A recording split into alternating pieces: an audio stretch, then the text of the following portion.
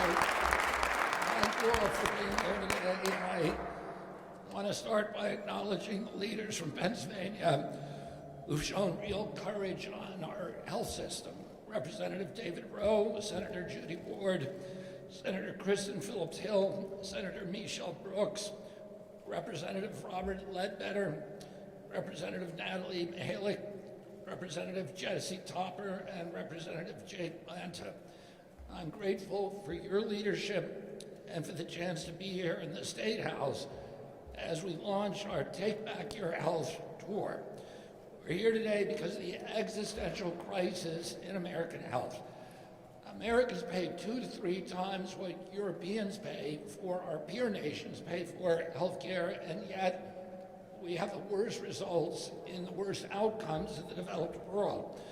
We already suffer the highest chronic disease burden on earth, and our children are getting sicker by the day. Restore Medicaid. This is not bad luck. This is genetic. This is not genetic. This is not. This is not inevitable.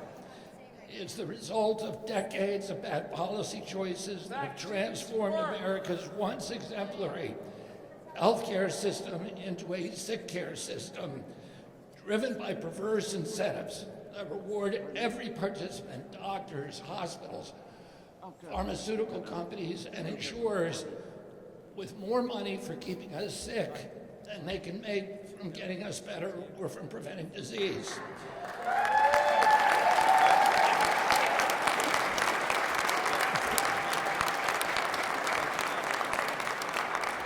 The financial costs of this system are ruinous. Today, nearly 90% of healthcare spending goes to treating chronic disease, most of which are diet preventable or diet induced. More than 40% of every taxpayer dollar collected now goes to largely preventable diet-induced diseases. More than 70% of adults are overweight or obese, and 1/3 of teens have diabetes. When I was a kid and my uncle was president, juvenile diabetes is practically unknown. A typical pediatrician would see a single case of juvenile diabetes over a 40 or 50-year career. Today, 38% of American teens are diabetic or pre-diabetic. 1 out of every 3 children who walks through his office door is diabetic or pre-diabetic. And this is also a national security issue. 77% of American youth cannot qualify for military service, and that should get all of our attention. The administration believes that we need to start focusing on health long before someone enters a hospital. This transformation begins with honesty, with gold standard science, with transparency. And it begins with the courage to challenge all of the entrenched interests and systems and orthodoxies that profit from disease and from keeping us ill.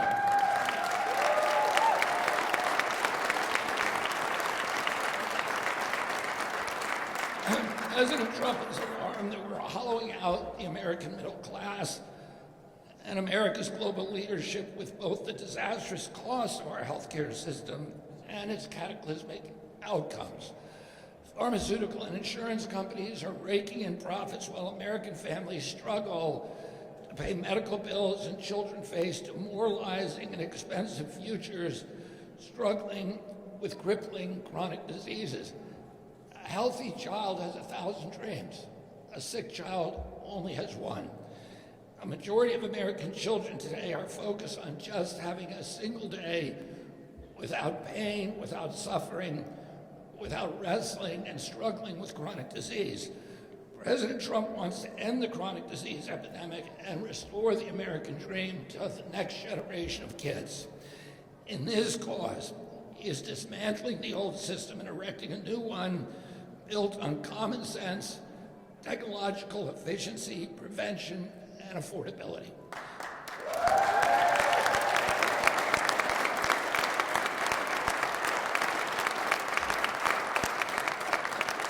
One of the things he's done is through the Most Favored Nation program to dramatically lower prescription drug prices in this country until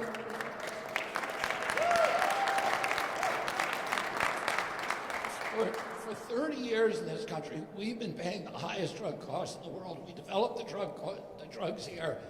70% of pharmaceutical profits come from our country. We only have 4.2% of the world's population. Why is that? We make the drugs, we pay for the innovation, and the European nations just say, we're not going to pay for the drug unless you lower the cost.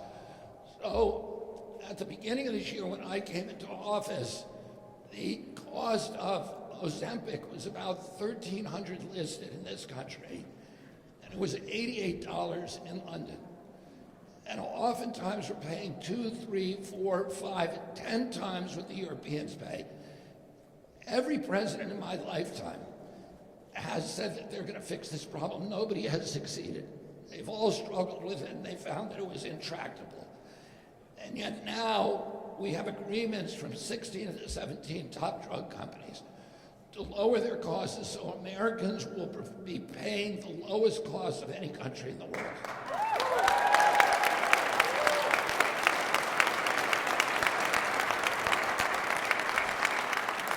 That happened because of President Trump's leadership, him calling me once a day for months on end saying, you got to get this done, calling Dr. Oz at midnight or 2 o'clock in the morning and saying, where are we? And then his adept use of tariffs.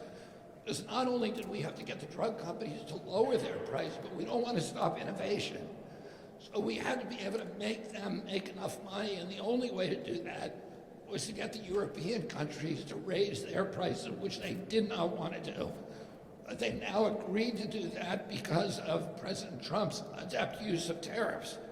President Trump RX reduces prescription drug prices for all Americans by giving patients direct access to lower priced medications, often tied to the prices that are paid. The lowest price paid in Europe is what we're going to pay here. We're also forcing insurance to tell the truth about prices and coverage. And through the Great American Healthcare Plan, we are returning power to patients. That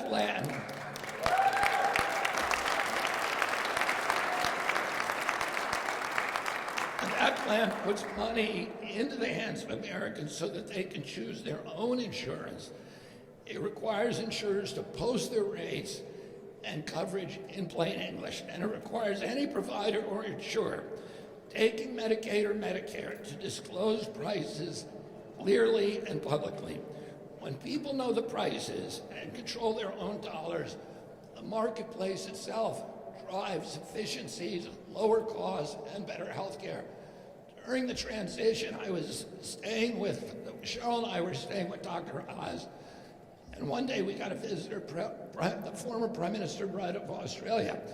After he served as Prime Minister, he was appointed to lead at the chair of commission to lower healthcare costs in Australia, which were astronomical, and to raise the quality of care. And he said the thing that he was immensely successful, and the one thing that made the greatest change was transparency, was that people before they received the treatment would know what the price was, and that they were able to see their own healthcare records immediately on their cell phones, so they can make good choices about their own health. And we've now accomplished both of those things so that we have agreements now with the 400 biggest tech companies to stop information blocking so that every American will be able to get their healthcare records on their cell phones.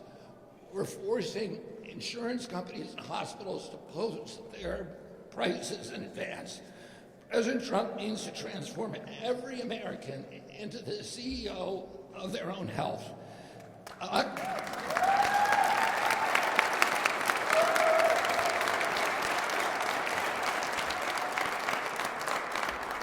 Doctors under this new system are going to regain their independence, patients regain their dignity, and the costs will come down.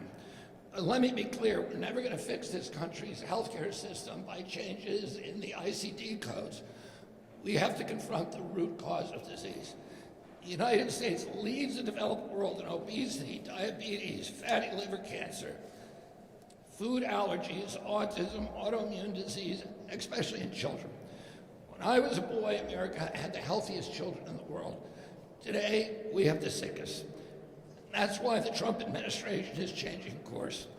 Earlier this month, USDA Secretary Brooke Rollins and I released the dietary guidelines for food. These guidelines represent a dramatic break from the past. As you know, the dietary guidelines of the past were crafted not with the idea of public health in mind or good science, but with politicized science driven by the mercantile ambitions of the big food processing companies who had captured the FDA. And that impulse, that commercial impulse, is what drove Fruit Loops to the top of the food pyramid. And they told us for the last 40 years to eat as much as we could of refined carbohydrates, of ultra-processed foods, to stuff ourselves with sugar and salt. They poisoned an American generation, and we're now feeling the effects. And we are now cut through the red tape, and we're telling Americans it's time to start eating real food again.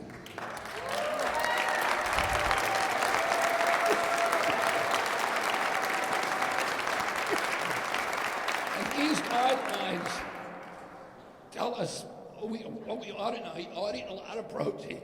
You ought to eat dairy. You ought to eat eggs. You ought to eat meat, fruit and vegetable, and high fiber grains. And these guidelines are going to drive the dramatic change in dietary culture in this country. How are they going to do that? Well, it's going to change what the military eats.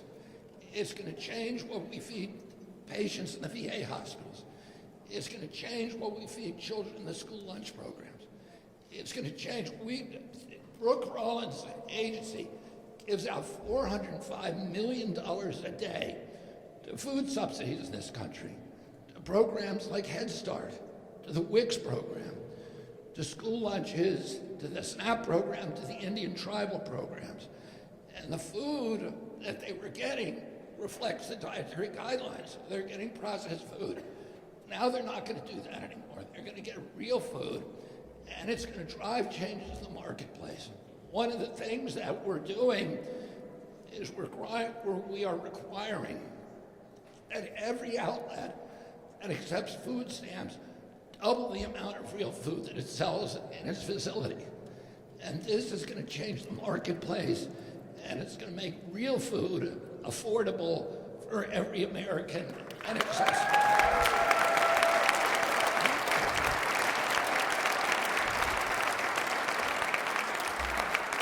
Guidelines also support American farmers and ranchers, the people who produce the real food, and have been pushed aside by the consolidations and corporate capture. At HHS, we are making safe, reliable, and nutritious infant formula available to American mothers. Right now, we're doing the most comprehensive studies ever done on contaminants in our infant formulas, things like cadmium and mercury and lead and PFA acids. Those studies will be out in April, and we will be able to see all of the different contaminants that are in the formula. We also are revising the recommendations for nutrients. Right now, there are 30 required nutrients. That list is 30 years old, and it's not based on good science.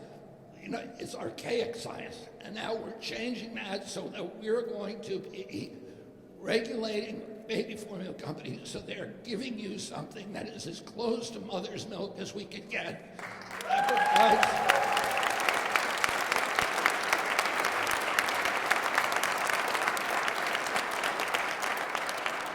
That provide all the nutrients that your baby needs for brain growth, for physical growth, and for good health, and for proper immune system development.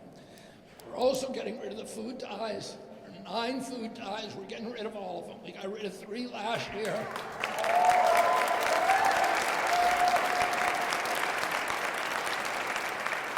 We're getting rid of another 6 this year, the last 6. All 9 of them are going to be going to petroleum-based synthetic food dyes. And we've already fast-tracked the approval by FDA of 4 vegetable dyes, which are going to replace those. So we're working with the industry to make sure they can make that transition.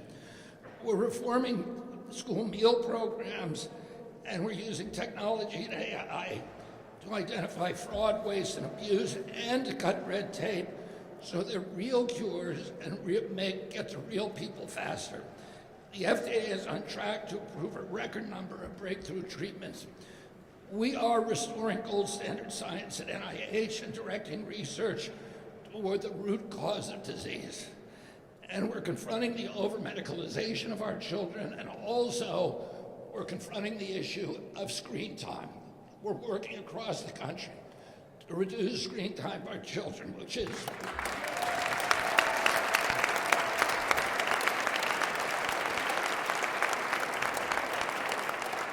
we are restoring rural health in this country. The rural health system is in crisis, and we are pumping in, under President Trump's leadership on the Rural Health Transformation Program, $50 billion over 5 years to all the different states, their rural programs to rebuild infrastructure, to retain the best doctors and nurses and healthcare providers, and to transform themselves with AI and with new technologies so that they can do better diagnosis, better care, and better link up with hospitals and specialists all over the country so that in rural hospitals you'll be able to get first-class care. The amount of money is astonishing. It is a total of 1/3 increase in federal monies to rural health care. Historically, a 1/3 increase for the next 5 years, and it's going to allow these rural systems to save these vital hospitals, which are not just healthcare providers, but they're also the centers of culture and economic drivers for those communities. I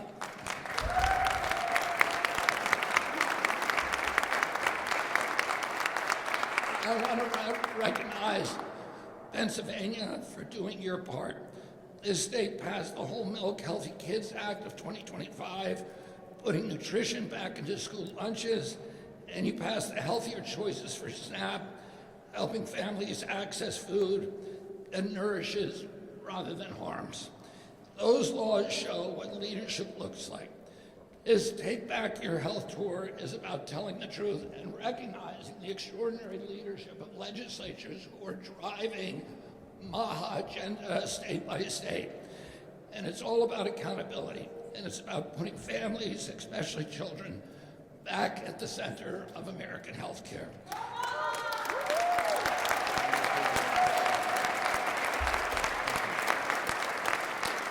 We're not going to be able to medicate ourselves out of this crisis with our children.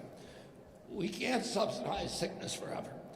And we can't accept a future where chronic disease is the status quo. And I want to thank particularly President Trump and the work of this administration. With their help and leadership, we're going to make America healthy again. Thank you.